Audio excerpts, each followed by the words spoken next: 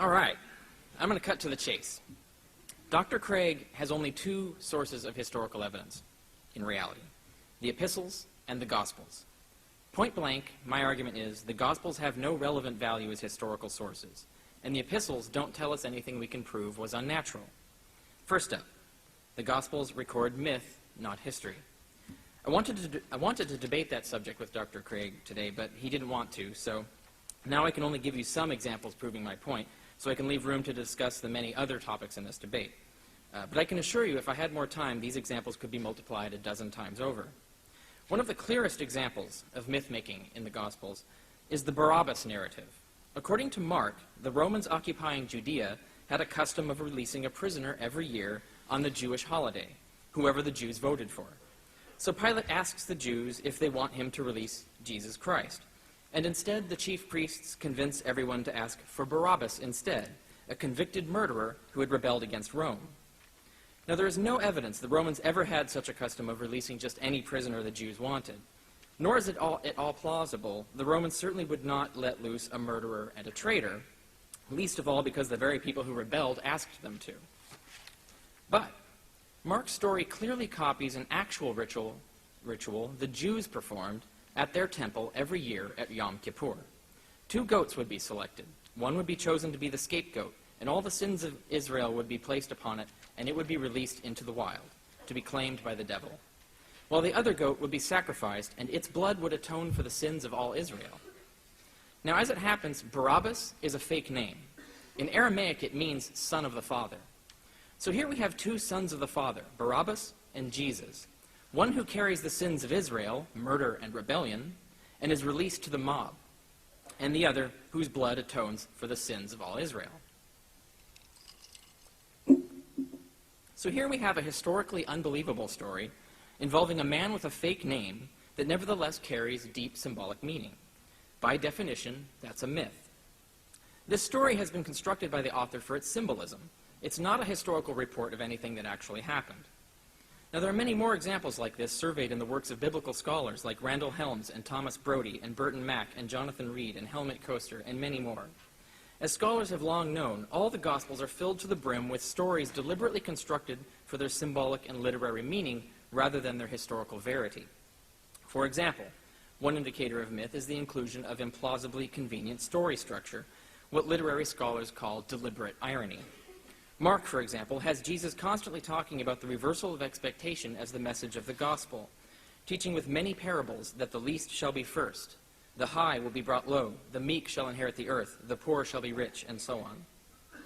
So it's a rather implausible coincidence when the actual narrative of Mark's story is filled with remarkably convenient reversals of expectation. James and John, who asked to sit at the right and left of Jesus in his glory, are replaced by 2 thieves on his right and left at his crucifixion.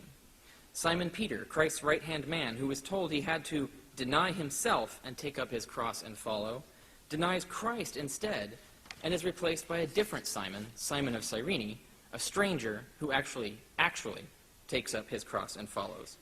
Likewise, contrary to expectation, Christ's own people, the Jews, mock their own Savior, while it is a Gentile officer of Rome who recognizes his divinity. And the male disciples abandon Jesus, while the women truly follow him and are thus the first to learn of his resurrection, proving again that the least shall be first, and on and on. Countless elements of Mark's story involve deliberately fabricated irony like this. Another indicator of myth is the construction of stories, even down to the specific details, using material from the Old Testament. It's well known, for example, that Mark constructs his crucifixion narrative using material from Psalm 22. The casting of lots for his clothes, Jesus' cry on the cross, the taunts of the crowd, all come from that psalm, often verbatim. But as I show in the empty tomb, Mark also constructed his empty tomb narrative using material from Genesis, Ecclesiastes, Chronicles, and Psalm 24 in a similar way. Another indicator of myth is the inclusion of deliberate parallels and inversions of other myths. For example, Luke tells the story of a man named Cleopas who journeys on the road from Jerusalem to Emmaus after the corpse of Jesus has vanished, when the resurrected Jesus appears to him and explains the secrets of the kingdom. Then he vanishes, and Cleopas goes on to proclaim what he was told. As it happens, the name Cleopas conveniently means tell all. In other words, proclaim. Moreover, this tale exactly emulates and in deliberate ways inverts a story already celebrated every year in Rome, and in that other story, a man named Proculus, whose name also means proclaim, journeys on the road from Alba Longa to Rome after the corpse of Romulus has vanished. And just like Jesus, the resurrected Romulus appears and explains the secrets of empire. Then he vanishes, and Proculus goes on to proclaim what he was told. In both stories, the men are journeying from east to west toward the sea along the path of the sun, from a city on a mountain to a city in a valley, and in both stories the distance of the road is exactly the same, 14 miles. These similarities are too numerous to be a coincidence. Again, this is deliberate symbolic fiction.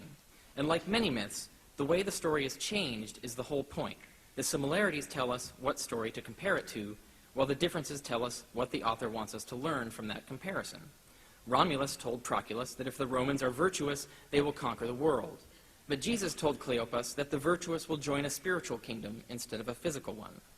Romulus appeared in immense glory, as befit his message of glory, but Jesus appeared in humble disguise, as befit his message of humility. And while Proculus receives his gospel on the road to Rome, Cleopas receives his gospel on the road from Jerusalem.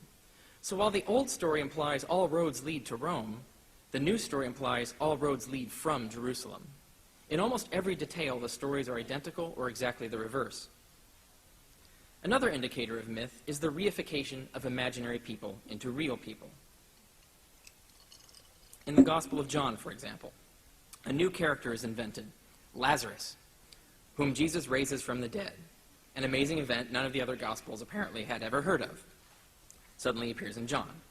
In John chapter 11, this Lazarus is identified as the one whom Jesus loved, who is later cited as a witness for the details of the crucifixion and resurrection, again appearing in those narratives exactly where none of the other Gospels ever imagined him before. And yet we know this Lazarus didn't exist, for he first appears in Luke's Gospel as a fictional person in a parable, where Jesus tells a story about a rich man burning in hell who sees a dead beggar named Lazarus in heaven. So he begs God to raise this Lazarus from the dead so he can warn his living brothers to avoid his own hellish fate. The parable ends with God refusing, telling him, if they will not listen to Moses and the prophets, neither will they be persuaded if someone rises from the dead. Notice what happens in John. He reverses the message of Luke's parable by having Jesus actually raise Lazarus from the dead, which convinces many people to turn and be saved. The very thing Luke's Jesus said wouldn't work. In fact, just as the rejected request in Luke's parable imagined Lazarus going to people and convincing them, John's Lazarus is then cited as a witness to the crucifixion and resurrection of Jesus, specifically to convince people. Again, what Luke's Jesus said wouldn't work. John has thus reified a fictional character and integrated him into the story where he never was before, in order to argue against the particular message in Luke, seeking instead to persuade people with the very outcome Luke said wouldn't persuade them. Another indicator of myth is the acceptance of wildly contradictory versions of the same myth. For example, Matthew's Gospel wildly contradicts Mark's empty tomb narrative in almost every detail, elaborating it with incredible claims of posted guards and flying superhuman angels magically paralyzing people and hurling about tombstones. Again, in the empty tomb, I demonstrate where all these crazy changes came from. Matthew completely rewrote the empty tomb story in Mark in order to portray Jesus as a new Daniel in the lion's den, borrowing exact words, phrases, and details from the book of Daniel in order to construct this new story. Okay, I've only given you a few examples, but all the Gospels are full of mythical narratives like this, cover to cover, where stories are constructed symbolically, mining the Jewish scriptures and pagan myths for symbolic details. Histories are not written this way. These are myths, the telling of implausible tales that never happened, but are constructed with symbolic meaning. The Gospels routinely invent even very public events that never happened. Mark invents a darkness covering the whole world for 3 hours that no one else saw. Matthew invents a rock-splitting earthquake no one else noticed, as well as a horde of resurrected corpses parading into Jerusalem, leaving hundreds of empty tombs behind, which again no other author had ever seen or heard of, and on and on. As with these events, and Barabbas and the guards at the tomb, and so on, the Gospel authors routinely made up entire people and events, simply to communicate their message through symbols, metaphors, and parables. That means we can't trust anything they say is historical, since we know for a fact from these very examples and many others that they were writing symbolic fiction. We have no reason, therefore, to believe their empty tomb narratives or their appearance narratives were anything more than symbolic fiction as well. Even if some history is lost in there somewhere, having no other sources, we have no way of knowing which details are historical and which made up. And therefore, no evidence in the Gospels can be used to argue for the resurrection of Jesus. So we can't trust what the Gospels say. What do the epistles say? Paul says in Galatians 1, "I make known to you, brethren, that the gospel I preached is not according to any man. For neither did I receive it from any man, nor was I taught it, except through a revelation of Jesus Christ, when it was the good pleasure of God to reveal his Son in me, so I could preach him among the Gentiles.